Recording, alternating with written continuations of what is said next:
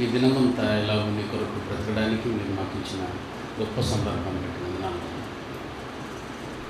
ఎంతోమంది ఈరోజు సెలవు దినమని వ్యర్థంగా ఉపయోగించుకుంటున్నప్పటికీ ఈ లోకం సెలవుగా భావించిన ఈ దినాన్ని పవిత్రంగాను నిన్ను ఆరాధించుటకును మా జీవితాన్ని సరిచేసుకోవడానికి మార్పును ఉంచుకును ఆరాధనలోను బైబిల్ తరగతుల్లోనూ నీ బిడ్డలుగా బ్రతికే అవకాశాన్ని మాకు ఇచ్చినందుకు వందనాలు. చెప్పే ప్రతి మాట మీ పిల్లలకు అర్థమయ్యే సహాయం చేయమని, వారు తిరిగి జన్మించే కోరికను మీరు మన్నించి తీర్చమని క్రీస్తు పుణ్యమైన నామాన్ని ప్రార్థించినాం తండ్రి. ఆమేన్. అనువాడుతుందన్నా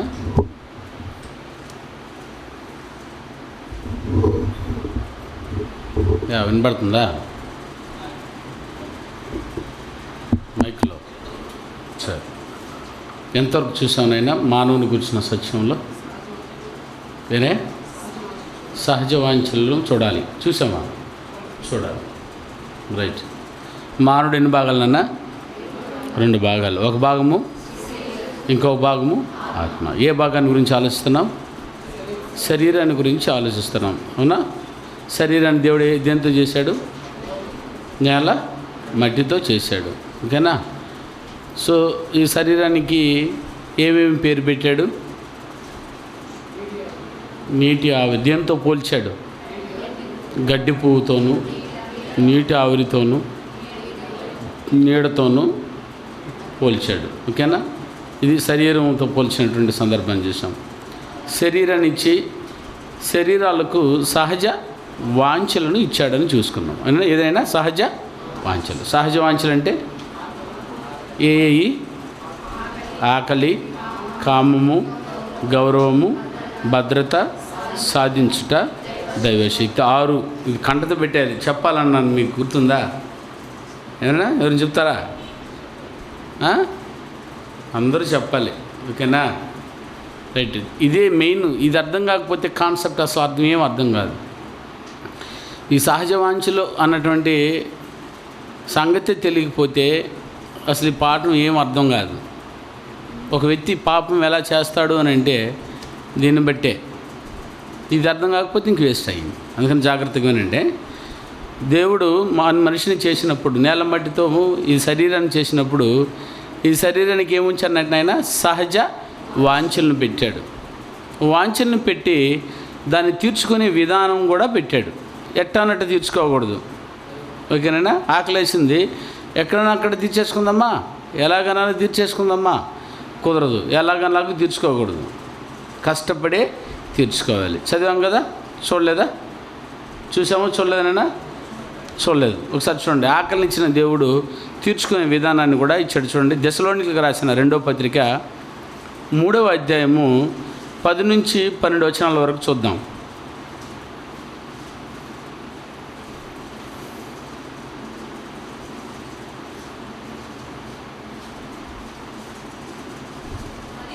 మరియు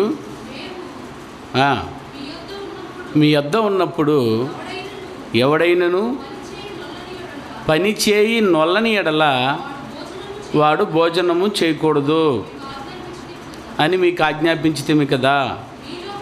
మీలో కొందరు ఏంటంటే ఏ పని చేయక పరుల జోలికి పోవచ్చు అక్రమముగా నడుచుకొనుచున్నారని వినుచున్నాము. అటివారు నెమ్మదిగా పని చేయొచ్చు, ఇతడినైనా సొంతముగా సంపాదించుకున్న ఆహారమును భుజింపవలననియు మన ప్రభువైన యేసుక్రీస్తు పేరట హెచ్చరించున్నాను. ఏ ఆజ్ఞ? దేవుడిచ్చిన ఆజ్ఞపూర్వకంగా వారిని ఏం చేస్తున్నాము? హెచ్చరిస్తున్నాము. అంటే ఆకలిని పెట్టిన దేవుడు ఆకలిని తీర్చుకునే విధానాన్ని కూడా పెట్టాడు. అర్థమైనా? కష్టపడే వాడి ఆహారాన్ని వాడు తినాలంట. కష్టపడి తినాలి అన్నది ఆజ్ఞనా కాదా? ఆజ్ఞ. ఆజ్ఞ అతిక్రమమే పాపం. ఇప్పుడు చేశారా? ఈ సహజ వాంఛలో ఈ ఉన్నటువంటి వాంఛలను అక్రమంగా తీర్చుకున్నారంటే పాపం. సక్రమైన మార్గంలో తీర్చుకున్నారంటే అర్థమైనా? సక్రమైన మార్గంలో తీర్చుకుంటే ఆజ్ఞాతిక్రమము కాదు.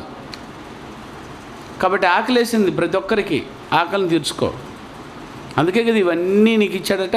ఏమేమి ఇచ్చాడో చూడైనా ఆదికాండం 1వ అధ్యాయం 29వ వచనంలో. ఆదికాండం 1వ అధ్యాయం 29వ వచనం. దేవుడు భూమి మీదనున్న విత్తనములిచ్చు ప్రతి చెట్టును, విత్తనములిచ్చు వృక్ష ఫలము గల ప్రతి వృక్షమును నీకు ఇచ్చి ఉన్నాను, అవి మీకు ఆహారమగును. అంతేనా? అవి మీకేమగును? ఆహారమగును. ఏది ఏది మాత్రమే ఆహారమగును అన్నాడు ఇక్కడ? చెప్పండి నాకు. దేని తింట? మన చదువునా 29వ వచనం. ఏదేది ఆహారంగా ఇచ్చాడో చూడాలి మీరు. భూమి మీదనున్న విత్తనములు ఇచ్చు ప్రతి చెట్టును, విత్తనములు ఇచ్చు వృక్ష ఫలము గల ప్రతి వృక్షమును మీకు ఇచ్చి ఉన్నాను, అవి మీకు ఆహారమగును. ఏవంటే ఆహారం అయ్యేది మనకి? ప్రతి వృక్ష ఫలాలన్నీ మనకేమగను అన్నాడు. అందులో మేకలు, కోళ్ళు ఇవేమి లేవే. జంతువులన్నింటికి, ఆకాశ పక్షులన్నింటికి, భూమి మీద ప్రాకు, పచ్చడి చెట్లన్నీ దానికి ఆహారమగునని చెప్పానా, మనకు ఆహారం అని చెప్పానా? మనకేనా? గట్టిగా. జంతువులకి ఆహారమా, మనకి ఆహారమా? జంతువులు మనకు ఆహారం. అది ఏ సందర్భం ఏందైనా? జంతువులకు అవి ఏమగును? ఆహారమగునా? లేదా మనం జంతువులకు మనకు ఆహారమగును? అది ఆహారమగును. మనం కాదు, మనకు కాదు అది. మళ్ళీ చదవండి ఇప్పుడు. ఎట్టే చెప్పొస్తారేమో ఊరిలో పోయి చదువునా. దేవుడు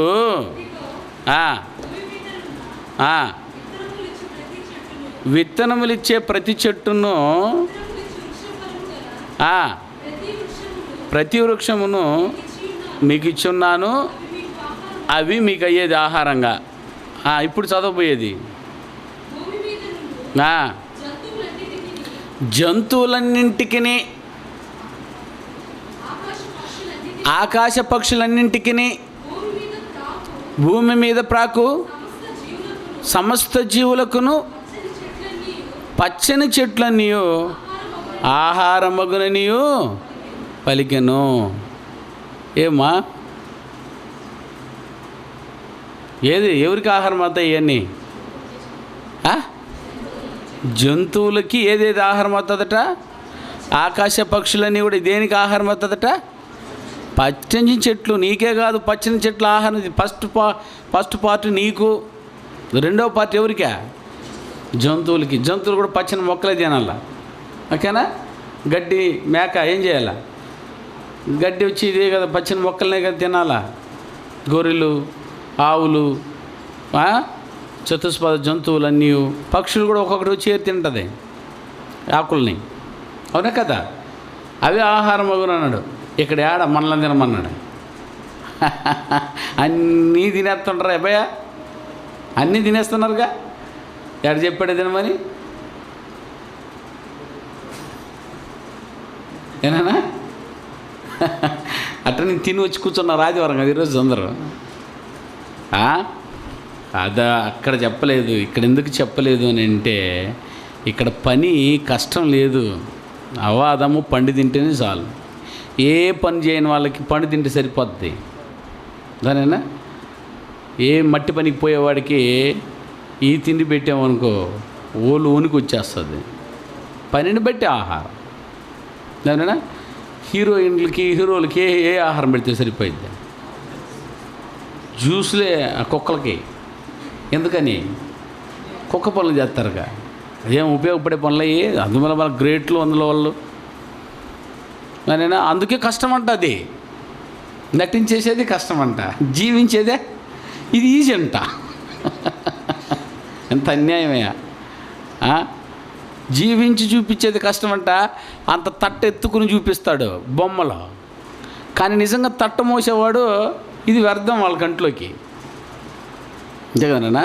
కానీ వాక్యానుసారం చూస్తే అవాదము అప్పుడు ఇప్పుడు చూడబోయేది ఆయనైనా కేవలం చెట్టు పండ్లను తింటే సరిపోయిద్ది, ఎక్కువ పనులు ఏమన్నా చెప్పిన ఆయన అంత నీళ్ళు పోసామా అంత పండు దిగోసుకున్నామా సరేనా. కానీ ఎప్పుడైతే తప్పు చేశారో ఏదోను తోట నుంచి దేవుడు తరిమేశాడు, చెట్టు పండ్లను తిననీయకుండా, తెలుసు కదనైనా, తరిమేసి ఏదోను చుట్టూ ఏం చేశాడు ఆయన, కెరూబులను పెట్టి అగ్ని జ్వాలను పెట్టి వెళ్ళిపోయాడు. గవ్వరు దానిలోకి రాకూడదు.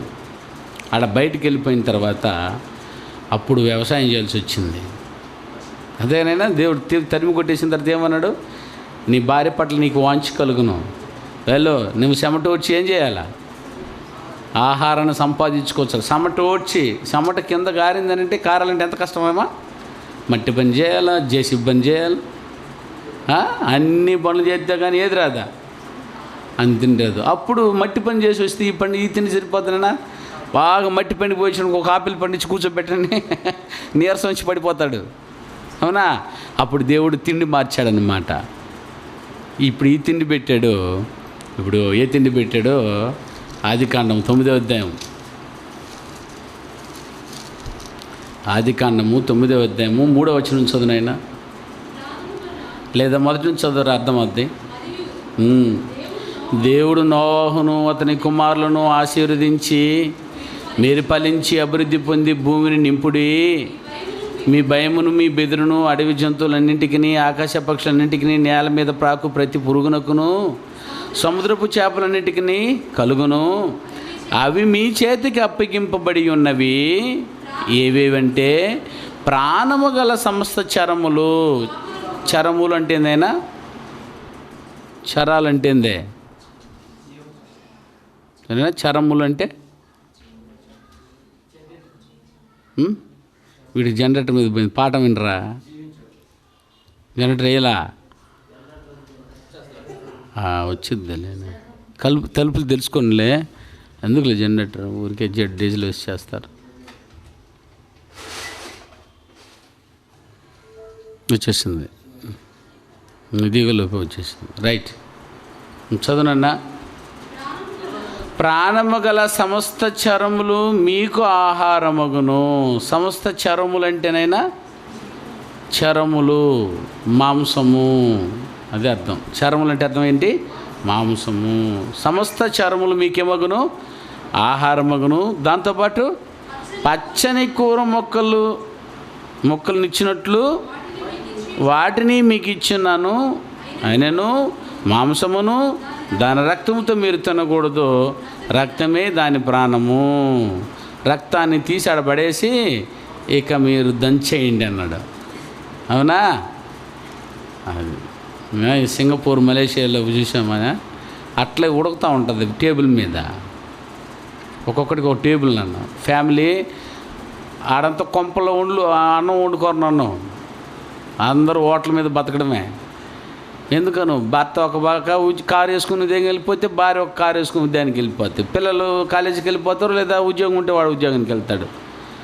ఉదయం వెళ్ళిపోయారనుకో టిఫిన్ తిని అమ్మా, సాయంత్రం వస్తారు ఇంటికి రారు, నేరుగా ఫోన్లో మాట్లాడుకుని నేరుగా రెస్టారెంట్కి వస్తారు. రెస్టారెంట్లో వచ్చి కూర్చుంటే ఒక్కొక్క టేబుల్ పెట్టేస్తున్నాను నేను. ఆ టేబుల్లో ఏం చేస్తానో తెలుసమ్మా, ఆ టేబుల్లోనే పొయ్యి ఉంది. టేబుల్లోనే ఏముందమ్మా, పొయ్యి, కరెంటు పొయ్యి, మనం స్టవ్ పొయ్యి ఉంది. ఆ హోటల్ వాడికి ఆ మెనూ ఇస్తాడు, టక్ మెనూ టిక్ చేసి ఇచ్చేస్తారు. ఆ మెనూ ఉంది చూసారా, ఆ మెనూని ఎత్తుకోపోయి మొత్తం తీసుకొచ్చి టేబుల్ మీద పేర్చేస్తాడు. అన్నీ పచ్చియే, చికెను పచ్చి 2 కేజీలు, పీతలు అట్టే కనబడుతుంటాయి, కేవలం అది కడిగి ఆడబెట్టి ఉంటాడు అంతే పీతలు. ఆ తర్వాత మటను, ఇన్ని టేబుల్ మీద పెట్టేసి దానికి సంబంధించిన సరుకులన్నీ, పౌడర్స్, ఏదేది మిర్చి, అల్లం, ఇవన్నీ నూనె అడపతి విడివిడిగా తీసుకొచ్చి నూనె ఇవన్నీ పెట్టేసి ఉంటారు. వీళ్ళు స్టైల్గా ఆ స్టవ్ మీద పెట్టి వీళ్ళే తయారు చేసుకుంటారు. ఇంట్లో ఉండేదానికి భాగం ఇక్కడ వండుకుంటున్నారు. ఇంట్లో ఇవన్నీ ఎవరు చేస్తారని ఇది వండి అక్కడ పెట్టుకుంటే అది వేగుతూ ఉంటే ఒక్కొక్కటి ఎత్తి తింటా ఉన్నారు. అట్టే కనబడుతుంది పీతలో, అట్టే కనబడుతుంది. పచ్చిగా ఎట్టున్నాయట, అట్టే వామిటింగ్ అవుతుంది మనకది చూస్తే. దాన్ని లక్షణంగా శుభ్రంగా లాగించి వెళ్తారు ఒక్కొక్కరు, ఒక్కొక్క కేజీ 2-3 కేజీలు. ఏనైనా అది ఇవన్నీ మీకేమవును? ఆహారం. ఎక్కడో ఎగురుతున్న పావురం, ఎక్కడో ఎగురుతున్న కొంగ ఎత్తుకొచ్చి నీ పాదాల దగ్గర పడేశాడు దేవుడు. ఇవన్నీ మీరు తినండి. సరేనా? అట్లా పచ్చిగా తినేస్తున్నారు. మీకు ఆహారం మగును ఇవన్నీ ఎట చేసుకోవాలన్నా? ఇవన్నీ ఏం చేయాలంటున్నాడు? కష్టపడి తినాలి. అర్థమైందా? అక్కడ ఆజ్ఞ ఇచ్చినాడు, ఆహారం తినండి. రోడ్డు పక్కన ఉన్నాయి హోటళ్ళన్నీ, పోయి కూర్చొని మనం కూడా పక్కన కూర్చొని తినేసి వచ్చేస్తే ఊరుకుంటారు వాళ్ళు. ఒక బిర్యానీ తినాలంటేనే 5,000 రూపాయలు మన డబ్బులు కావాలా? ఊరికి పెట్టేస్తారమ్మా. కష్టపడి తీసుకొచ్చి పెట్టుకున్నారు కాబట్టి అందరు తినేసి పోతున్నారు. ఆహారం అయితే ఇచ్చాము, చెమటను ఊడ్చి తిను అన్నాడు దేవుడు. అర్థమైనా? అది సహజవంచలు.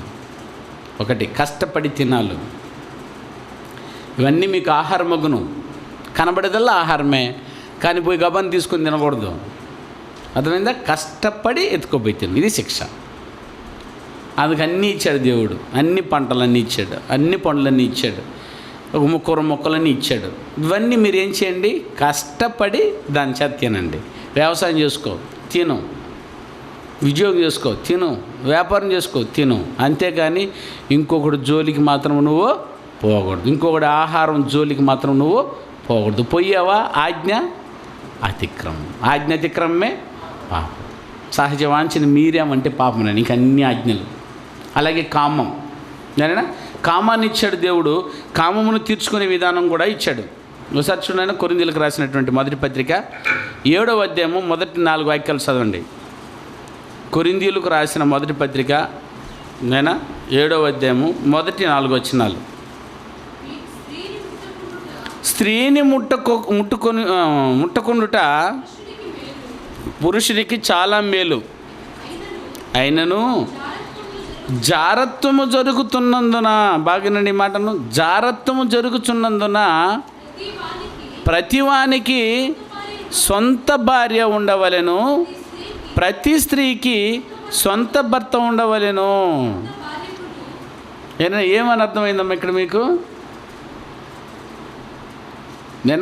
కామమును తీర్చుకోవడానికి దేవుడు ఎవరినిచ్చాడట? భార్యనిచ్చాడు. అందుకే వివాహం అన్ని విషయంలో ఘనం. వివాహం చేసుకొని కామం తీర్చుకుంటున్నాడు. ఇక్కడ బాగా చదవండి. కామం ఎవరితో తీర్చుకోమంటున్నాడు? భార్యతోనేనా? భార్యతోనంటే పొరుగు అని భార్య కూడా అవుతుంది కదా భార్య. చూసా పరిశుద్ధాత్మనికి ఎంత జ్ఞానం ఉందో. తగులుకోకూడదు కదా, ఎంత తెలివి ఉందో చూడన్నా. మనం ఒకటి తిక్కలాడతాంగా. భార్య అన్నాడుగా, ఎవరు భార్యనా భార్య కదా అంటాడేమో. అందుకని ఏమన్నాడు? సొంత భార్య, సొంత భర్త. సొంత భార్య, సొంత భర్త అంటేనేనా? అప్పుడు బాడుగు భార్యలు కూడా ఉన్నారా? బాడుగు భర్తలు కూడా ఉన్నారు. అదైనా ఇప్పుడు గవర్నమెంట్ పబ్లిక్ చేసింది, వాళ్ళకి లైసెన్స్ అంట. సరేనా? మేము సింగపూర్లో దారిలో పోతూ ఉంటే, అంత పెద్ద సిటీలో ఒక దారి ఉంది, సెల్లో ఏదో కొనుక్కునేదానికి ఆ దారిలో పోయాం. నేను పాస్టర్ గారు తీసుకొని ఆ దారిలో పోతుంటే, మనం క్రికెట్ ఆడుతుంటే మన పిల్లలందరూ ఎక్కడ నిలబడతారన్నా? వీధిలో నిలబడి క్రికెట్ని చూస్తారు, చూసావా? అట్లా గుంపుగా నిలబడి ఉన్నారు జనం అంతా, మగపిల్లలందరూ. ఓ క్రికెట్లు అనుకుంటా ఉన్నాము. ఏంది ఇంత జనం ఉంది దారిలో, పోయి నడిచే దారిలో. చూస్తూ ఇటు తెంగి చూసాం మేము. చూస్తేనైనా అక్కడ ఒక పులి బోన్లో పులిని వేసేస్తే సర్కస్లో చూసినట్టు చూసారా? అట్లా ఆడవాళ్ళని వేసేస్తున్నారు. అదైనా మన సినీ యాక్టర్లు ఒక్కరు కూడా వాళ్ళ కాలుకి దుమ్ముకు సమానం, అంత అందంగా ఉన్నారు వాళ్ళు. అందరినీ బోన్లు వేసినట్టు వేసేసి కిటికీలు వేసేస్తున్నారు. ఇదే గ్రిల్ వేసేస్తున్నారు. వీళ్ళు సినిమా చూసినట్టు చూస్తున్నారు. ఇవి క్రికెట్ అనుకుంటున్నాం మేము. చూస్తే జనాలు చూస్తున్నారు. అక్కడ పబ్లిక్ అట, గవర్నమెంట్ వాళ్ళకి పర్మిషన్ ఇచ్చిందట ఆ వ్యాపారానికి. చూసారా? ఇది సొంత భార్య అవుతుందా? సొంత భర్త అవుతుందా? అందుకని దేవుడు ఏమన్నాడు? ఆజ్ఞ అతిక్రమం. అందుకే సొంత భార్య ఉండాలా, సొంత భర్త ఉండాలా. ఏనా? జారత్వము జరుగుతున్నందువలన మరో చదువునా, జారత్వములు జరుగుతున్నందున ప్రతివానికి సొంత భర్త ఉండవలెను. ప్రతి స్త్రీకి సొంత భర్త ఉండవలెను. ఓకే, అది సొంతం ఉండాలి, బాడుగు ఉండకూడదు. అట్టాని బాడుగు ఉందనుకుని ఆయన అరికట్టలేకపోయారు. అందుకని దేవుడు చేసినంటే వీడు చెప్పిన మాట, బలంగా ఉన్నాడు అనుకో, వాడు చెప్పిన మాట అంటాడా, భార్యను తోసేసి వీడు వెళ్తాడు. వాడిని ఎవరిని అడగాల? ఎవరు అడుగుతారు? సంసోన్ లాంటి వాడు ఉంటే ఎవరిని అడుగుతారు నాన్న? సంసోన్ అంటే ఎవరా? మహాబలశాలి కాదు నాయన, అవునా కదా? వాడు పోయేసి వాడు భార్య మాట వింటాడా? దీనికంత అందంగా ఉందంటే అక్కడికి వెళ్తాడు. ఇప్పుడు ఏం చెప్పినా విండవు. అందుకని ఏం చేయాలా? ఆమె ఏం చేయలేదు కదా. చాలామంది భార్యలు, చాలామంది భర్తలు ఇలాగే ఉన్నారు కదా. అప్పుడు ఏం చేశాడు దేవుడు తీసుకున్నాడు పగ్గం. అవునా? ఇక్కడ ఎన్ననే వాడిని అందరినీ ఆ వ్యభిచార ఓడిలో పెట్టి తర్వాత 2 కళ్ళు లోడేయరా అన్నాడు. అంతేనా? నువ్వు ఎంత బలశాలి అయినా సింసోను, వాడు చేసిన అతిక్రమం మీదంటే ఇంకొకని భార్య బలవంతంగా భార్యను పోయి అయినా ఉంచుకున్నాడు. ఆమె ఏమైనా ప్రేమ కలిగిందా? ఊరికే ఒళ్ళో పెట్టుకొని గుండు గుట్టించి వాడు 2 కళ్ళు ఊడిపోయేలా చేసింది. ఆ శిక్ష ఆమె ద్వారా జయించింది ఎవరో? దేవుడు. అట్టా సంసోన్ లాంటి వాళ్ళు లేరు కదా అని అంటారేమో. పోనీ ఎయిడ్స్ ఉండలా బ్రహ్మాండంగా ఇస్తాడు. ఈరోజు పుట్టుకొచ్చిన ఈ రోగాలన్నీ చూడనైనా ఈ ఆజ్ఞను అతిక్రమించినందుకే. ఆ రోగాల పేరు చెప్తుంటే దీనికోసం సేకరించాను నేను. సేకరిస్తే విచిత్రంగా ఉంది దాని పేర్లు. సరేనా? ఎస్టీడ్ అంట, సమయ్య మీకు కూడా తెలియదట. ఏనా? హెచ్సివి, హెచ్ఐవి, ఓకే, సుఖ వ్యాధులకు సంబంధించినవి. ఎస్టీడీ అన్నారు. నాక ఎస్టీడీ కూడా ఉందమ్మా? అది ఉందంట. నేను ఎంక్వైరీ చేసేటప్పుడు నేర్చుకుంది అది. ఏమన్నా ఎస్టీడీ అది ఒక జబ్బు అంట. ఏమో ఒకసారి చూసుకోండి పోయి వాళ్ళ బుక్లో. ఇవన్నీ ఎవరు పెట్టిందమ్మా? చూడనైనా ఎంత ఘోరాతి ఘోరమో. ఇవి చెప్పలేని రోగాలని దరిద్రులు ఆఫ్రికా వాళ్ళు తీసుకొచ్చి పెట్టించేశారు. రోగాలంతా వీళ్ళ చేత పట్టుకొచ్చేసింది. అమెరికాకి వాళ్ళ నుంచి దేశమంతా అలుముకోపోయింది.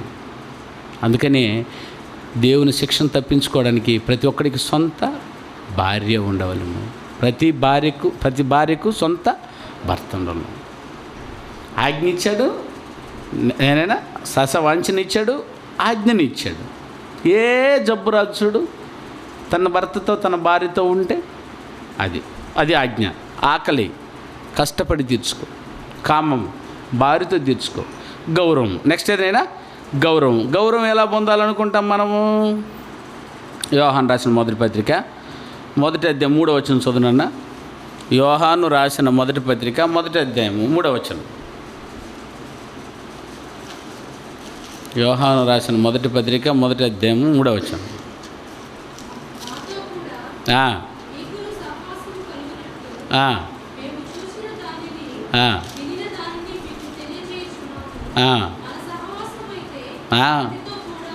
మన సహవాసం అయితే తండ్రితో కూడాను ఆయన కుమారుడైన యేసుక్రీస్తుతో కూడాను ఉన్నది.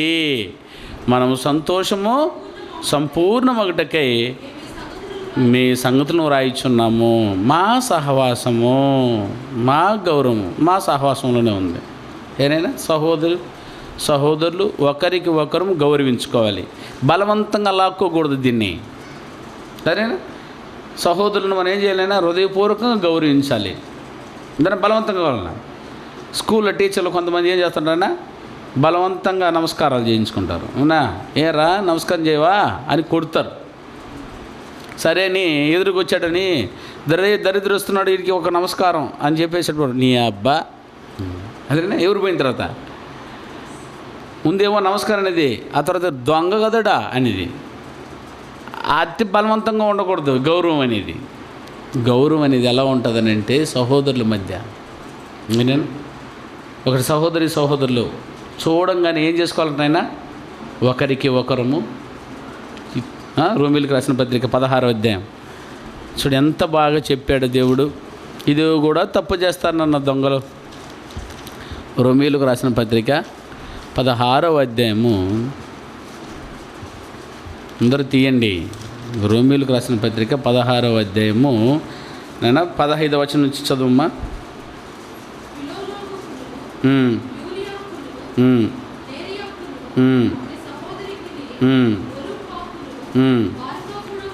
వారితో కూడా ఉన్న పరిశుద్ధులందరికీ వందనములు. పవిత్రమైన ముద్దు పెట్టుకుని, ముద్దు అంటే మళ్ళీ చెప్తూ కొడతారు ఏదన్నా, పవిత్రమైన ముద్దు అన్నాడు చూడు. అవునా? పవిత్రమైన ముద్దు పెట్టుకుని ఒకనికి ఒకడు వందనములు చేయుడి, క్రీస్తు సంఘములన్నీ మీకు వందనములు చెప్పుచున్నవి. మయా ఇది గౌరవం అంటే. సంఘములో ఉన్న వారందరూ ఒకరికి ఒకరు ఏం చేసుకోవాలైనా వందనములు చేసుకోవాలి. వందనములు చేయండి. ఇది గౌరవం. దీన్ని బలవంతంగా తీసుకోకూడదు. సరేనా? బలవంతంగా తీసుకుంటే అవమానమే జరుగుతుంది, కానీ ప్రేమ ఉండదు అందులో. గౌరవం మనకంటూ సెల్ఫ్, ఏదైనా సెల్ఫ్, దాన్ని ఏమంటారు, సాటిస్ఫాక్షనా, ఇంకొకటి సెల్ఫ్ కంట్రోలా, మన గౌరవం, రెస్పెక్ట్. మనకంటూ సెల్ఫ్ రెస్పెక్ట్. నాకు సెల్ఫ్ రెస్పెక్ట్ ఉంది. అవునా కదా నాన్న? ప్రతి ఒక్కరికి రెస్పెక్ట్ ఉందమ్మా లేదా? ఉంది. వాళ్ళ స్థాయికి తగ్గట్టు రెస్పెక్ట్ ఉంది. రిక్షా ఆయనకి నమస్కారం సార్ అంటారా? ఈ మేనేజరా? ఎండి పోతూ ఉండి నమస్కారం అంటారా కార్ డ్రైవర్ని? కానీ కార్ డ్రైవర్కి కూడా నమస్కారం పెట్టే వాళ్ళు ఉన్నారు. వాళ్ళ ఇంట్లో భార్య, వాళ్ళ ఇంట్లో పిల్లలు, సరే వాళ్ళకి స్థాయికి తగ్గట్టు ఉన్నాయి.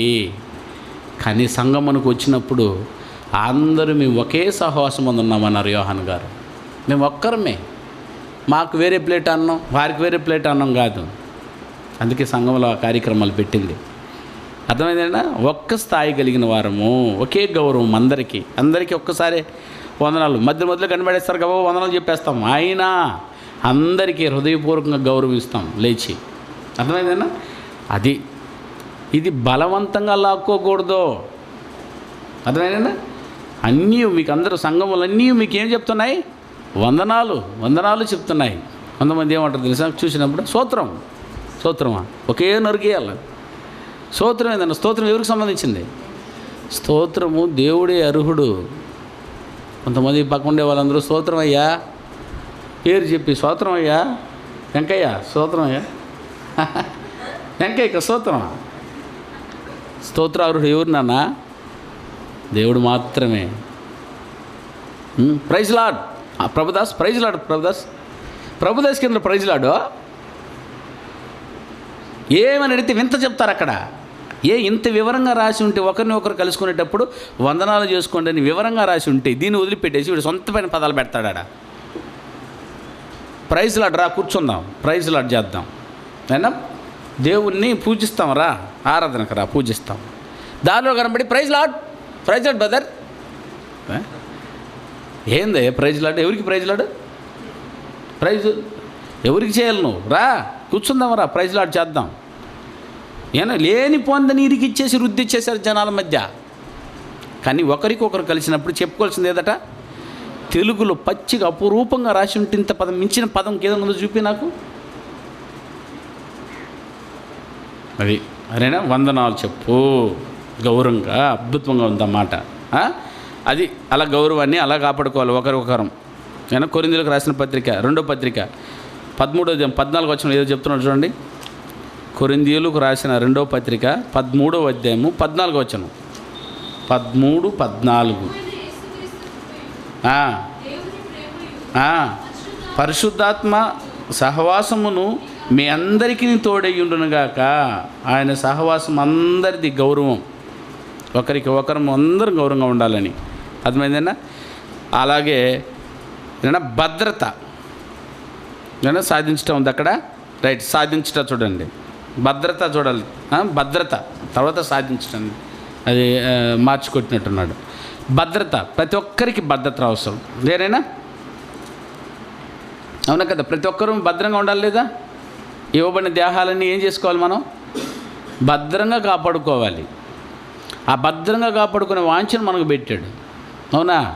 ఇటు ఈశ్వరామనుకో వెంటనే ఏం చదువుతామా అంటాము, కళ్ళు మూసుకుంటాము, ఏదో ఒకటి చేస్తాం. అవునా? ఎందుకని? భద్రత నీలో పెట్టాడు దేవుడు. భద్రంగా ప్రతి ఒక్కరూ భద్రపరచుకోవాలి తన శరీరాన్ని. అదేనా? భద్రం చేసుకుంటామని చెప్పి ఇటు పోసుకొని అటు పెట్టుకుని పోతున్నాడు. ఇది భద్రం అన్నానా? వాడు నడిచేదే ఒకటి చూడండి, ఇక్కడ వస్తాడు దారిలో ఒకటి ఉత్తరానికి ఒకటి దక్షిణానికి వేస్తున్నాడు అడుగు. ముదిరే రోగంలో ఉన్నాడు వాడు ఇంకెంత జాగ్రత్తగా ఉండాలన్నా? కాలు ఈడ్చుకుంటూ వస్తున్నాడు. ఉదయమే చూస్తాం అన్నాడు ఆడిని. వేరుగా చేతులు వేసుకొని ఇటని అటని ఇప్పుడు దరిద్రుడు. ఏందది? పానుపురాకు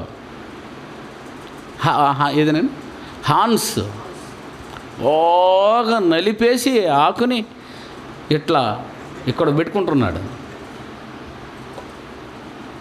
దాని మీద ఆ హాన్స్ ప్యాకెట్ మీద బహిరంగంగా గవర్నమెంట్ ఒక సింబల్ వేయించింది. కానీ దీన్ని వేసుకున్నామంటే నీ నోరు కూడా ఇట్ట వద్దరా అని. ఆ నోరు ఎట్టుందంటే ఈ పక్క నుంచి ఆ పక్క కనబడుతుంది. ఇవన్నీ కనబడుతున్నాయి. పళ్ళు లోపల ఉండేది ఈ మంచి ఏమైనా ఈ బొగ్గలు లేవు. ఈ బొగ్గు లోపల ఉన్న పళ్ళు కనబడుతుంది. దేనివల్లట? అయినా వేసుకుంటున్నట్టు ఇంక ఎంత గౌరవంగా ఉండాలి చెప్పునాన్న. సిగరెట్ని తాగితే నోట్లో తుపాకి పెట్టి కాల్చుకున్నట్టు ఒక సింబల్ పెట్టిన హాస్పిటల్లో స్టైల్గా తుపాకీలాగా పెట్టుకున్నాడు సిగరెట్ని. సరే, గతి గర్వం కదా నాన్న. దీన్ని భద్రత అంటారా? వీడు భద్రంగా ఉండాలని చెప్పి ప్రభుత్వం ఒక మంత్రికి, ఒక ఎమ్మెల్యేకి, ఆయనైనా ఒక రాజకీయ నాయకుల్ని భద్రంగా కాపాడాలి, ప్రభుత్వ నాయకులను భద్రంగా కాపాడుకోవాలి, అధికారులను భద్రంగా కాపాడుకోవాలని ఏమండి భద్రత కోసము బాడీ గార్డులను పెడితే ఏదో భద్రంగా గండ్లు పెట్టుకుని చూసుకుంటుంటే ఎవరు వీడిని చంపకూడదని వీడు తిన్నగా వీడే లోపల పోయి కూర్చొని ఏం చేస్తుంటారు నాన్న? మందు కొడుతుంటారు ఇంత బాటలు. అది ఏందది? అసలు బాడీ గార్డ్కి ఫుల్ పవర్ ఇవ్వాలా. ఆ మందు తాగుతూ ఉంటే డమడమడమడమ కాల్చేయాలా ఎవరిని? నీకు నీవే అతి తీసుకుంటున్నావు కదా. భద్రత అంటారా? దేవుడిచ్చిన దేహాన్ని ఎవరు నువ్వు దాన్ని నాశించేయడానికి? ఈ దేహం దేవుని వల్ల ఇవ్వబడింది. నీకు నువ్వు చేసుకోలేవు. ఏదైనా ఒక కన్ను పోతే మళ్ళీ చేసుకోలేవు, ఒక కాలు పోతే మళ్ళీ చేసుకోలేవు, ఒక తల పోతే మళ్ళీ చేసుకోలేవు. ఈ దేహాన్ని చేసింది ఆయనే. ఈ దేహాన్ని శిక్షించాలన్నా ఆయనకు ఉంది అధికారం, నీకు లేదు. అవునా కదా నాన్న? నీ పర్సనల్ డబ్బు నేను కొట్టేసాను, నేనెవరు నాన్న? అవునా కదా? దేవుని పర్సనల్ డబ్బు లాంటి వాడు నువ్వు కొట్టేస్తే ఆయన ఊరుకుంటాడా? అందుకే నీ దేహాన్ని నువ్వు నాశనం చేసుకున్న దేవుడు ఊరుకోడు. అందుకే గవర్నమెంట్ ఒక చట్టం పెట్టింది, ఆత్మహత్య. అవునైనా? తనకు తానుగా హత్య చేసుకోకూడదు. చేసుకుంటాడు అంటే ఒకటి టవర్ ఎక్కాడు. అవునా కదా? తెలుసు నీ మధ్య ఏమో ఆంధ్రప్రదేశ్ని ఏం చేయలేదట మోడీ? గట్టిగా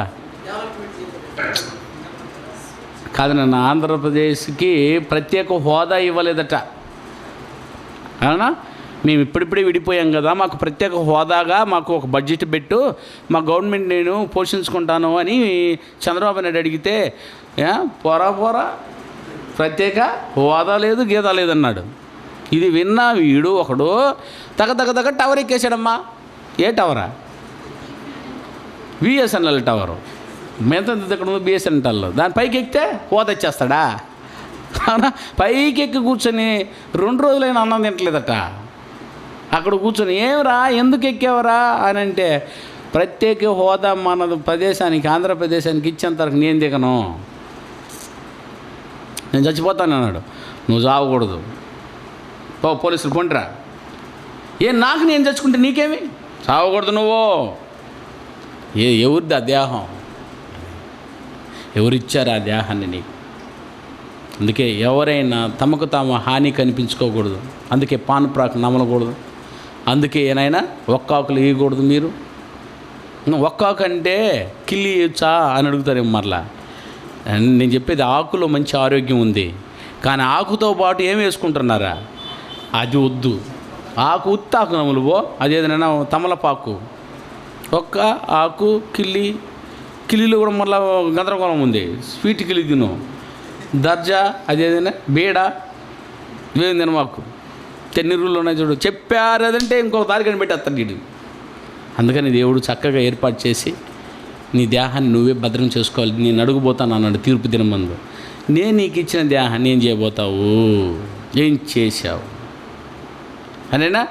దేహముని నేను ఎందుకు ఇచ్చాను అంటే క్రియలను చేయడానికి. అది మంచివైనా సరే చెడ్డవైనా సరే. చెడ్డవి చేసేదానికి ఇచ్చి ఉంటాడా? మంచిది క్రియలను చేయడానికి నీ దేహాన్ని దేవుడిచ్చాడు. ఇది చేసుకుని వచ్చావా లేదని రేపు అడగబోతే సత్క్రియలు చేయడానికి నీ దేహాన్ని ఇవ్వకుండా పానుప్రాకి, గుట్కాకి, వ్యభిచారానికి, దొంగతనానికి, నరహత్యకు అప్పగించేసి చిన్న భిన్నం చేసుకుని వచ్చేస్తే రేపు దేవుడు ఉరి శిక్ష. ఏనా ఉరి శిక్ష అంటే ఎక్కడ? నిత్య నరకగ్నిలో వేలాడుతూనే ఉంటావు సావు, కాలుతూనే ఉంటావు సావు, దాహం వేస్తూనే ఉంటుంది, దప్పికి తీరదు. ఎందుకైనా అట్లాంటి శిక్షకు, నిత్య శిక్షకు నెట్టేస్తాడంట ప్రేమైన వాళ్ళ. ఎందుకు? నువ్వు భద్రంగా నిన్నువే కాచి కాపాడుకుపోయినందుకు. అర్థమైందా? అందుకని భద్రతనిచ్చాడు, నువ్వే భద్రం చేసుకోవాలి జాగ్రత్తగా. అవునా?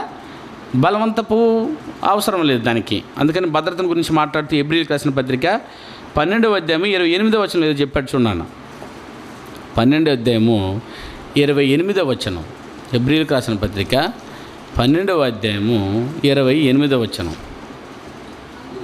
అందువలన మన నిశ్చలమైన రాజ్యమును పొంది దైవకృప కలిగి ఉందుము.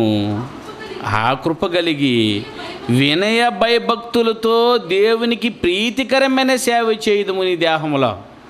ఎలాగనగా మన దేవుడు దహించి అగ్నియునుడు, కాల్చేస్తాడు నిన్ను. చూసాడు ఎంత బాగా రాశాడు దేవుడు.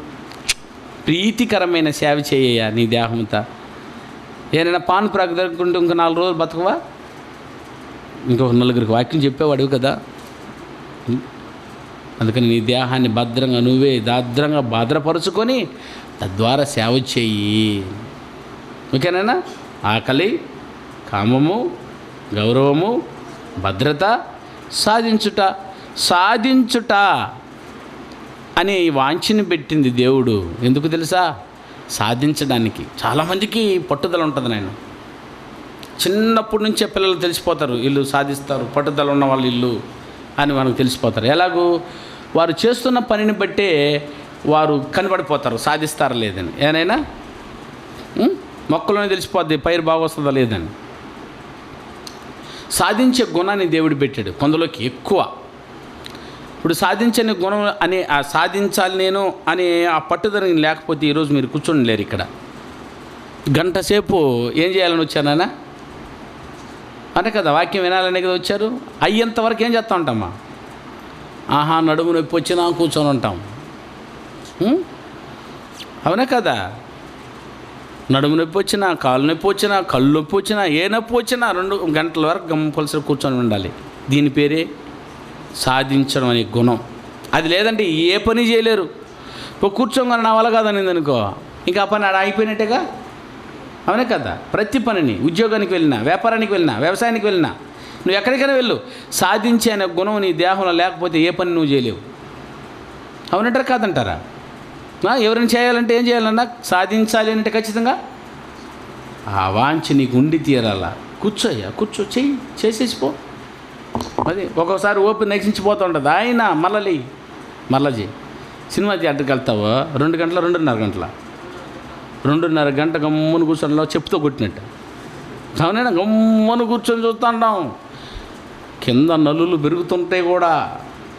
భయంకరమైన పిచ్చి నాకు చిన్నప్పుడు సినిమా అంటే. నేను ఒక్కడిని పోయేది కాకుండా అమ్మ దగ్గర డబ్బులు దొంగిలించుకొని తోడు ఇంకొకరిని తీసుకోపోయి కూర్చోబెట్టి చూసేసి రావాలా. కానీ 2.5 గంట పెరగతా ఉన్నా, దోమలు వచ్చి పెరుగుతున్నా, కింద అదేదినా నలులు వచ్చి పెరుగుతున్నా, మెడ నొప్పి వచ్చేసినా, తలనొప్పి వచ్చేసినా, ఏదైనా ఉంటే 2.5 గంట అవ్వాలడా.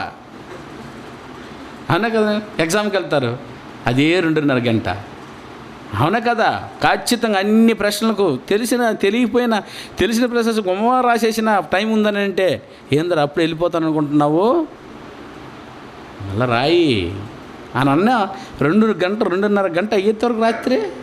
దీని పేరే సాధించుట. అంత గుణాన్ని పెట్టండి అన్న మనకి. డ్యూటీకి వెళ్ళిన తర్వాత పోయింది మళ్ళీ వచ్చేస్తామా? లేదు, 8 గంటలు నికరంగా డ్యూటీ చేసి వస్తాము. ఈ వాంఛని దేవుడు పెట్టింది. ఒక్కసారి దేవునికి ఏం చెప్పొచ్చా అనేనా? చచ్చేంత వరకు దేవునికి కృతజ్ఞతలు చెల్లించవచ్చునన్న. ఇట్టి వరాలకి అన్నమంతా ఉందే, ఆకలి లేకపోతే ఏం చేయాలి? ఎంత గొప్ప వరం ఆకలి అనేది. అర్థమైనా? ఆకలిస్తే కదా అన్నం తినేదానికి. అంత నీ ఎదురుగా ఉన్నా, పంచపరమాణాలను ఎదురుగా ఉన్నా ఆకలి లేకపోతే ఏది తింటావు చెప్పు? బాగా బిర్యానీ ఉంది, తినాలంటే ఏం కావాలా? అది పెట్టాడు. ఇది ఎంత వరం చెప్పు. అవునా కదా నాయన? ఇవన్నీ పెట్టి దేవుడు ఎదురు చూస్తుంది. ఇదే సాధించుటనే గుణాన్ని పెట్టింది దేవుడు ఇవన్నీ. కానీ సినిమా థియేటర్లు 2.5 గంట కూర్చుంటాడు, ఆఫీసుకి వెళ్తే 8 గంటలు కూర్చుంటాడు, వ్యవసాయానికి వెళ్తే పొద్దుపోయేంత వరకు పనిచేస్తాడు. కానీ ఏది సాధించడానికి వచ్చాడో అది మాత్రం సాధించట్లేదు. ఇంకెందుకు నేను ఈ సాధించే గుణం వీడికి? ఏది సాధించదు అని దేవుడు ఆ వాంఛని పెట్టాడో అదే పక్కన పెట్టేశాడు. సాధించరాని దాన్ని సాధిస్తున్నాడు చూడు. అంటే సినిమా టికెట్ కొరకు ప్రాణం ఇచ్చేద్దామా? దానికి ఇచ్చేసాడు ప్రాణం పోయేంత వరకే. లవర్ కొరకు ప్రాణాన్ని పెట్టేద్దామా? ప్రాణం పెట్టేస్తున్నాడు దాని కొరకే. ఏమన్నా ఫస్ట్ మార్క్ రాలేదట, ప్రాణం పెట్టేస్తున్నాడు. ఏమండి దీనికా? ఇదే సాధించడం అంటే, ఇదే పెట్టాడు. సాధించాలి, ఈ దేహం ఏదో సాధించాలి. అది ఏదంటే శాస్త్రవేత్తలు అనుకున్నారు ఫ్లైట్ కనిపెట్టడం, అబ్బా సాధించేది అంటున్నాడు. ఫ్లైట్ కనిపెట్టినా సావాలరా బిడ్డ, నువ్వు చచ్చిపోవాలి. ఇదేనా చచ్చిపోయేదానికి ఏంది నువ్వు కనిపెట్టేది? అదే సాధించడం అంటే. చచ్చిపోయిన తర్వాత నువ్వు తీసుకెళ్ళేదాన్ని సాధించరా? డబ్బు అంటావా? అది నీ వెంట రాదు. ఆస్తుపాస్తులా? నీ వెంట రాదు. అందమైన భర్త నీ వెంట రాడు. భార్య రాదు. పిల్లల రారు. బిల్డింగా రాదు. ఇంకేం నువ్వు సాధించిందే? ఇదే కదా ఇది సాధించానని పెట్టుకొని ఉన్నావు. మరైనా ఇదే కదా నేను సాధించాను అంటున్నాడు ఈ లోకం మీద. మంచి ఇల్లు ఓకే, కారు ఓకే, మంచి భార్య ఓకే, మంచి భర్త ఓకే, మంచి ఉద్యోగం ఓకే. చస్తే ఎత్తుకెళ్తావా అంటే చనిపోతే ఎత్తుకెళ్ళే దాని పేరే సాధించడం. చనిపోతే నీ వెంట వచ్చేది ఉన్నది చూసావా? అది నువ్వు సాధించాల్సింది ఈ దేహంలో. అది సాధించేసి పెట్టి ఆ సారా సాధించి ఇవన్నీ ఏనైనా. ఇప్పుడు మనం ఎగ్జామ్కి పోయాము, ఎగ్జామ్లో గబగబ ఏం చేద్దామని తెలిసిన ప్రశ్న రాసేద్దామా, తెలియని ప్రశ్న రాద్దామా? ఏమా తెలిసిన ప్రశ్న ముందు తెలియదు కదా రాసేస్తే తర్వాత తెలిసిందని గబగబ రాయవచ్చు. ఇట్ట అనుకుని దిగామనుకో అన్నీ వదిలేసి వచ్చేయాలా. తెలియని దాని గురించే ఆలోచిస్తున్నాడు అనుకీడు. టైం అంతా అయిపోయింది, 1/2 అవర్ మోర్ అంటాడు. అవునా? అప్పుడు అంతా ఎత్తి చూసుకున్నామంటే మొత్తం ప్రశ్నలు అప్పుడు రాయాల్సి వచ్చింది. అందుకని ముందు ఏం చేయాలా? తెలిసిందే గడగడగడగడ రాసేసి తెలియని దాన్ని కూర్చొని ఏం చేయవచ్చా? కొంతగా ఆలోచించి వెంటనే పెరుక్కొనే. ఎందుకని? ఆల్రెడీ ఏం చేసి ఉన్నాము? రాసేసి ఉన్నాము. ఇప్పుడు చెప్పు నాయన, ఒక ఎగ్జామ్లో ఉన్నావే నువ్వు భూమి మీద, దేవుడు ఏదో సాధించుకోవడానికి నీకు వాంఛని పెట్టి దేహాన్ని ఇచ్చి ఆత్మలందులో ఉంచి ఏదో సాధించాలన్నాడు. అది సాధించేసి అది పెట్టేసుకున్న తర్వాత ఊహించి డబ్బు సంపాదించుకో, ఉద్యోగం సంపాదించుకో, వ్యాపారం సంపాదించుకో, పిల్లలను సంపాదించుకో, ఎవరైనా సంపాదించుకోయా? అవునంటారా? కాదా? ఇది సంపాదించుకోకుండా ఏదది? ఏదో ఒకసారి చూడండి, జగత్తు పునాది వేయబడుకు దేవుడు ఏదైతే మీ చేత కావాలనుకుంటున్నాడో ఒకసారి చూడండి, ఏది సాధించమంటున్నాడో. ఎఫెసీయులకు పత్రిక 1వ అధ్యాయం 4-6 వచనాలు. ఎఫెసీయులకు రాసిన పత్రిక 1వ అధ్యాయం 1వ వచనం నుంచి 4వ వచనం వరకు. 4 నుంచి 6 వచనాల వరకు. ఎట్లనగా తన ప్రియుని యందు తాను ఉచితంగా మనకు అనుగ్రహించిన కృపా మహిమకు కీర్తి కలిగినట్లు తన చిత్త ప్రకారమైన దయా సంకల్పము చొప్పున ఏదైనా యేసు క్రీస్తు ద్వారా తనకు కుమారులుగా స్వీకరించుటకై మనల్ని ముందుగా జగత్తు పునాది వేయబడి ఉంచుకున్నాడన్న ముందుగా తన కోసము నిర్ణయించుకొని మనము దేవుని ఎదుట అండర్లైన్ చేయండి మాటను, పరిశుద్ధులమును నిర్దోషులనై ఉండవలెనని జగత్తు పునాది వేయబడక మునిపే ప్రేమ చేత ఆయన క్రీస్తులో మనల్ని ఏర్పరచుకున్నాడు. మనల్ని ఏర్పరచుకోవడానికి వెళ్ళక కారణమే అది కావాలంటే ఆయనకి ఏదేనైనా పరిశుద్ధత, నిర్దోషత్వం. ఇది క్రీస్తు లాంటి వ్యక్తిత్వం, క్రీస్తు యొక్క వ్యక్తిత్వం. ఈ పరిశుద్ధత, నిర్దోషత్వం సాధించుకోవడానికి నీకు 70 లేక 80 సంవత్సరాలు. ఇది సంపాదించుకొని ఇది సాధించడానికి ఇవన్నీ అని అంటే ఇవన్నీ సాధించుకుంటున్నారు, ఇది వదిలేస్తున్నారు. చెప్పునైనా ఈరోజు మనం ఉన్న ఎమ్మెల్యేలు, ఎంపీలు, మంత్రులు ఎవరైతే ఉన్నారో ఇది సంపాదించుకుని ఉన్నారా తేల్చి అడబరేయవచ్చు. ఏదైతే సాధించాలో అది సాధించలేదు. ఈ శాస్త్రవేత్తలు సాధించాల్సింది ఇది, ప్రతి మనిషి సాధించుకోవాల్సింది ఇది. ఈ లోకాన్ని వదిలి వెళ్ళిపోయేటప్పుడు నీ వెంట వచ్చేది ఇదే, నీ వెంట వచ్చేది ఇదేది కాదు. ఇదన్నీ వదిలిపెట్టి వెళ్ళిపోయేవాళ్ళు ఏనా, వెనకున్న వారికి వదిలిపెట్టి నువ్వు వెళ్ళిపోవాల్సిన వాడివే. కానీ నీ వెంట వచ్చేది ఇదే, తీర్పులు నిన్ను దాటించేది ఇదే.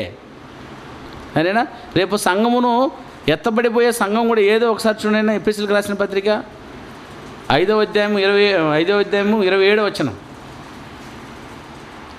ఎఫెసీయులకు రాసిన పత్రిక 5వ అధ్యాయం 27వ వచనం. అమ్మా, అటువలే క్రీస్తు కూడా ఏదైనా సంఘమును ప్రేమించి, అది కలంకమైనను, ఏదది సంఘం కలంకమైనను ముడత అయినను అట్టిది మరి ఏదైనాను కాకుండా సంఘం ఎట్లుండాలంటే అయినా పరిశుద్ధమైనది గాను, నిర్దోషమైనది గాను, మహిమగల సంఘముగాను ఆయన తన ఎదుట నిలువబెట్టుకొనగలనని వాక్యముతో ఉదక స్నానము చేత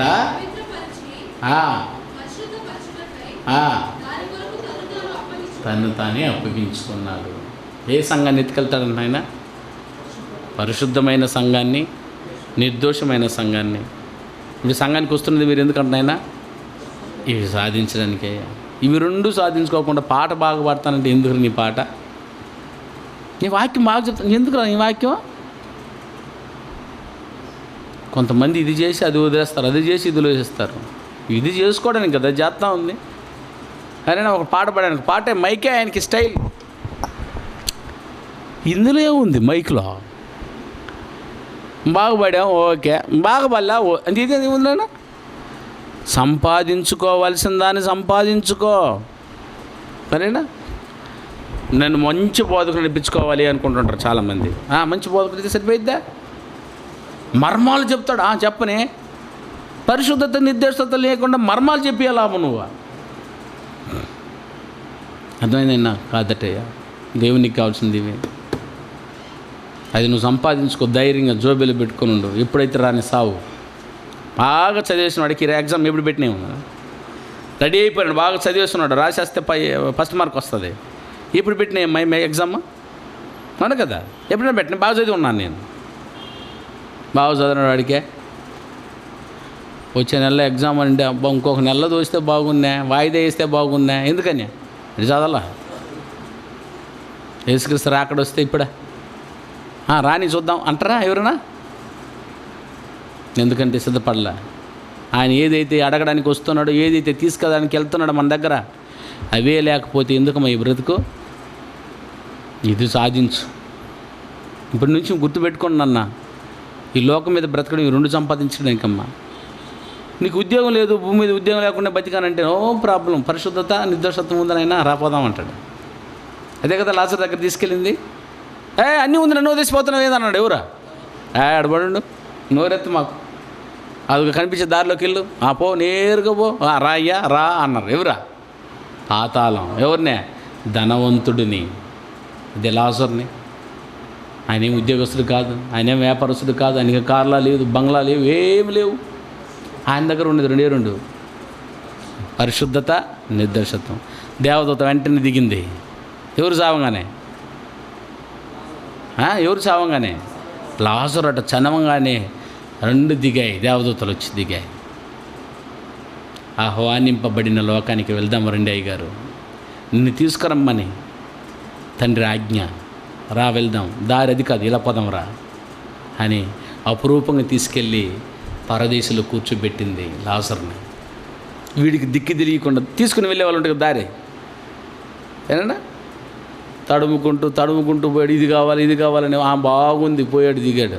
అక్కడ పోతే ఆహా నీవును మా బోటివాడివైతివా, వాక్యం చెప్తుంటే వినలేదా, వ్యాపారం అని పరిగెత్తావా, వ్యవసాయం అని పరిగెత్తావా, డబ్బు అని పరిగెత్తావా, ప్రేమ అని పరిగెత్తావా, ఇదిగో గతి, నీవును మా బోటివాడివైతివా. అందులో ఇప్పటికే గనులు ఉన్నారు, సరేనా, ఘోషించువారు, ఓని ఏడుస్తున్నవారు, అయ్యో నాకు ఇవ్వని తరుణాన్ని నేను వదిలేశానే అని ఏడుస్తున్న వారి దగ్గరికి వెళ్ళిపోయాడు ధనవంతుడు.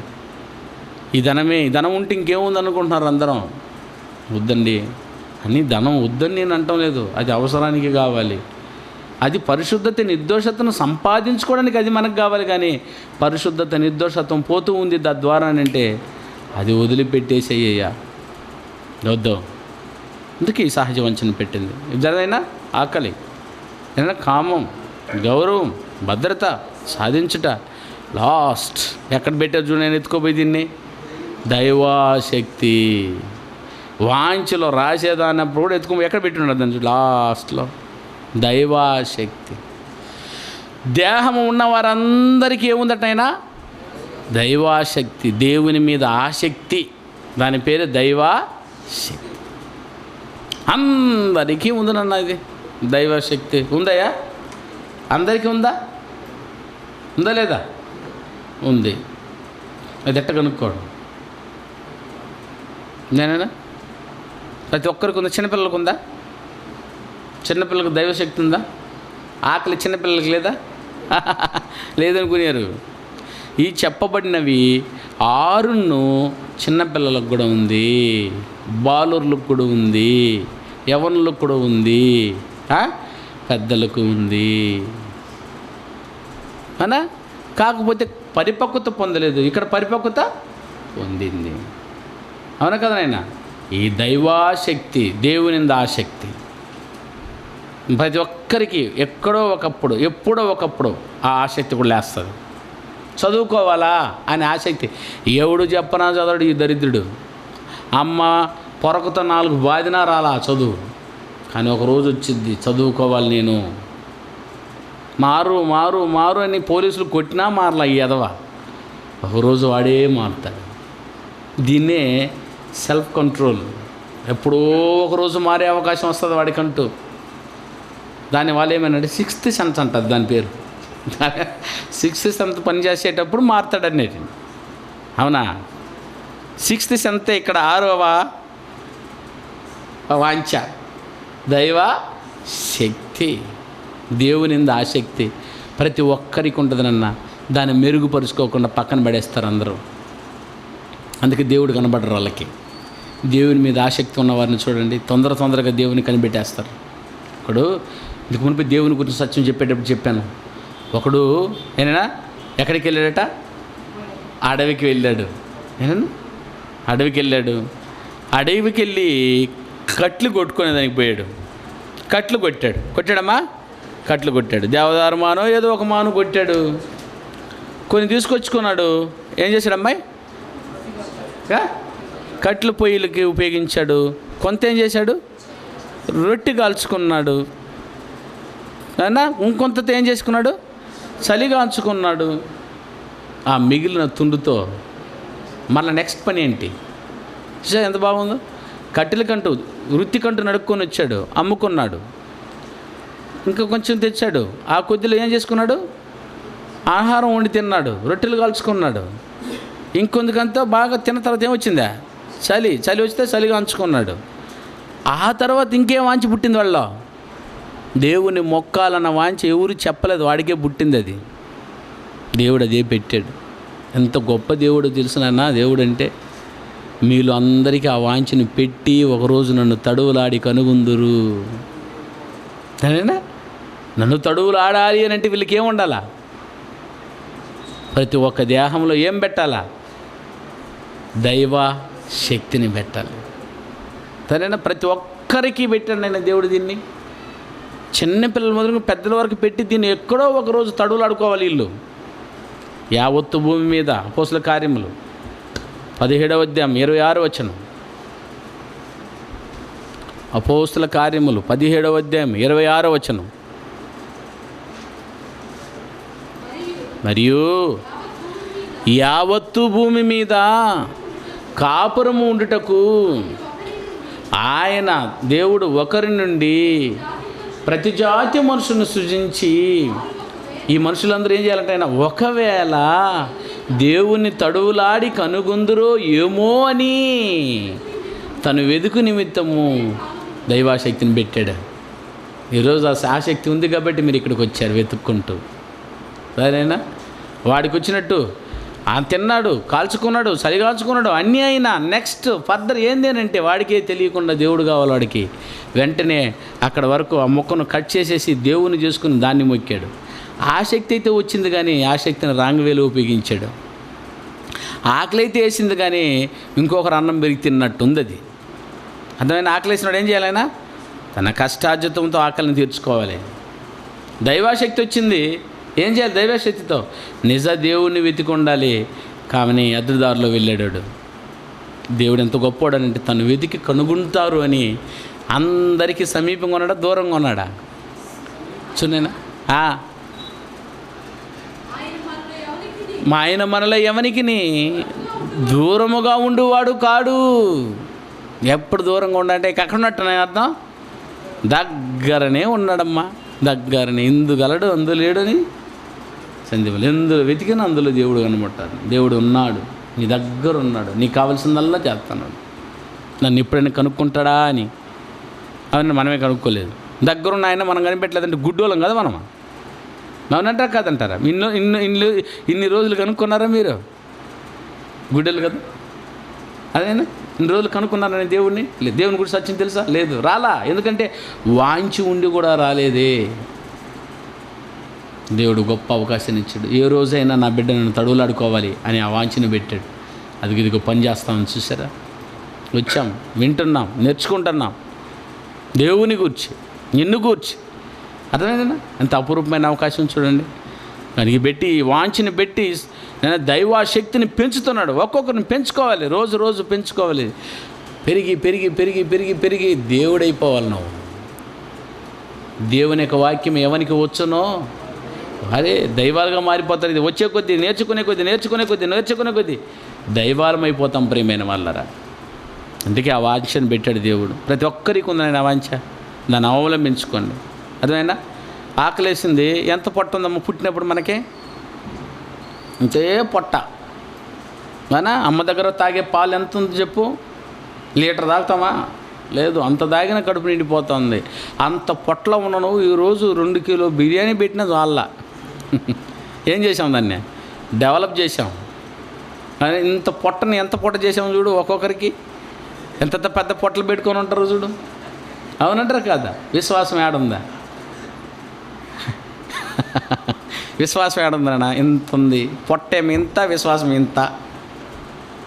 అది అన్యాయమయ్యా. దైవాశక్తి ఏమి ఇంత, ఈ లోకాశయం అంత. నన్ను తడువులాడి కనుగొందురు అని ఆ వాంఛని పెట్టాడు. తెలుసుకున్నాను. మీరు గొప్ప భాగ్యవంతులు. దేవుడు మాకు అవకాశాన్ని ఇచ్చాడు. ఈ ఆసక్తి వచ్చిన వారందరికీ నిజ దేవుడు దొరకలేదు తెలుసా? ఏనా? ఇక్కడ ఉన్నవారందరూ, ఈ చర్చిలో ఉన్నవారందరూ ఆసక్తి లేని వాళ్ళు అనుకుంటున్నారా? ఉంది, బట్ రాంగ్ వే కరెక్ట్ లేదు. అసలు నేను ఛాలెంజ్ చేసి చెప్తున్నానన్నా, ఏ చర్చిలో ఉన్న వాళ్ళని అడగండి సహజ వాంఛలు అంటే ఏందని అడగండి. రేపు వారం నాకు చెప్పండి. రేపు వారం నాకు చెప్పండి. అడుగుతారా? అడిగి నేర్చుకోరండి. ఏమి సహజ వాంఛలు అంటే ఏంది? అది అసలు మాను కూర్చుని చెప్పువా ఏంది అది అనకపోతే అడగండి. ఈ మాట ఏంది అని అడగల వాళ్ళు. తెలియదు. నన్ను తెలియవలసిన విషయం తెలియలేదే. ఇంకేందని వాళ్ళకి తెలిసింది? ఇంకేందో చర్చికి పోయి చెప్పు. ఏమో ఎంతమందిని అయినా వయసు అయిపోయింది నాకు ఇంత అడిగా, నేను ఎంతమందిని అడుగుంటానో. ఏంటది? రోమిలకు రాసిన పత్రిక 8వ అధ్యాయం 29 చెప్పు నాయనా అని అంటాను నేను. ఏముందా? ఏమే దేవుని ప్రేమించు వారికి ఏముందా అంటాడు. పూర్తిగా చదువు. వాడికి ఎక్కదు, వాడి కంటికి కనబడదు. అది ఏనా మహాసంకల్పాన్ని దేవుడు రోమపత్రిక రాయించున్నాడు. అడగండి, ఇది ఎందుకు అడగండి ఏమన్నా, ఇది కూడా టెస్ట్ చేయండి అన్న, ఇదేంది నాకు చెప్పువా అని అడుగు. ఏముందైనా చదువు ఆ మాటను. ఎందుకనగా తన కుమారుడు అనేక సహోదరులలో జ్యేష్ఠుడగునట్లు దేవుడు ఎవరిని ముందుగా ఎరిగనో. ఇది చెప్పోయా అని అంటే ఏముందా, అదేనా? ఎందుకంటే వారి కంటికి అది ఏమవుదట, కనబడదట. బైబిల్ ఉంది, కనబడదు. బైబిల్ ఉన్న గుడ్డోళ్ళు ఇల్లు. దేవుడే చెప్పండి, నేను చెప్పలేదు. కొరింథీయులకు రాసిన మొదటి పత్రిక 2వ అధ్యాయము 9వ వచనం నాన్న. కొరింథీయులకు రాసిన మొదటి పత్రిక 2వ అధ్యాయము 9వ వచనం. ఇందును గురించి తన్ని ప్రేమించే బిడ్డల కోసం ఏదైతే సిద్ధపరిచాడో, ఏదైనా ఇంకొకరి కంటికి అది ఏం చేద్దట, ఏదో రోమిలికి రాసిన పత్రిక చెప్పమను వాడిని. వాడి కంటికి కనబడదు. వాడు చెవి ఉండి ఏం చేద్దాడని, చెవులు ఎందుకుందేదా, కమ్మలు వేసుకునే దానికైనా, వినడానికి కాదా? వినదట.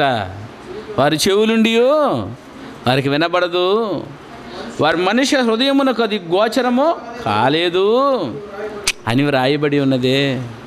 వాళ్ళకి వినబడదు, కనబడదు. మనకైతే అన్నాడు కింద చూడు, మనకైతే అంటే బాప్తిసం పొందిన వాళ్ళకైతే, దేవుని యొక్క వాక్యాన్ని వినే వాళ్ళకైతే, మనకైతే దేవుడు వాటిని 26 పుస్తకాలను పరిశుద్ధాత్మ వలన బయలుపరిచేసాడు. ఆ ఆసక్తి ఉంది కాబట్టి వెతుక్కోగలిగాం. ఈ ఆసక్తిని రాంగ్ వే ఇదంతా రాంగ్ వే నాన్న. అందుకే వాళ్ళకి తెలియదు నాన్న. ఇవన్నీ మొదటి నేర్చుకోవాల్సిన విషయం తెలియదు వాళ్ళకి. కానీ బైబిల్ ఎన్ని పుస్తకాలునే చెప్తారు. పుస్తకాలు చెప్పేది ఎందుకు మా, పాటలు పాడుతాము చూడు, పాడితే సంకల్పం తెలియకుండా పాట పాడి ఏమి లాభం? సంకల్పం తెలియకుండా మోకాలు వాసిపోయేటట్టు ప్రార్థన చేయాలట.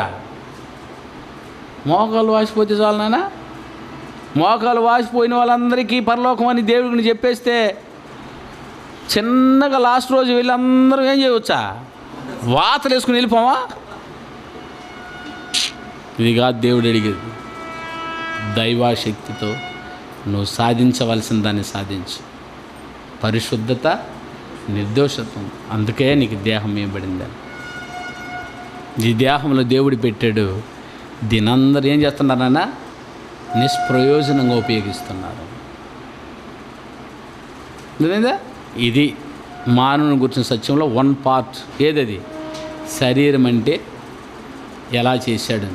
నెల్లూరు బైబిల్ విజ్ఞాన కళాశాల ప్రిన్సిపల్ పి మోజెస్ రఘు గారి కలం గలం నుండి వెలువడిన అద్భుతమైన ఆధ్యాత్మిక ప్రసంగాల ఆడియో, వీడియో, సీడీలు, డివిడీలు మరియు పుస్తకముల కొరకు సంప్రదించవలసిన చిరునామా బైబిల్ ఎడ్యుకేషన్ లెర్నింగ్ సెంటర్ వారి బైబిల్ విజ్ఞాన కళాశాల నెల్లూరు 16-3-350 ముత్యాలపాలెం, రామలింగపురం, నెల్లూరు 524003. Cell numbers 9440910008. మరొక నెంబరు 7095910008.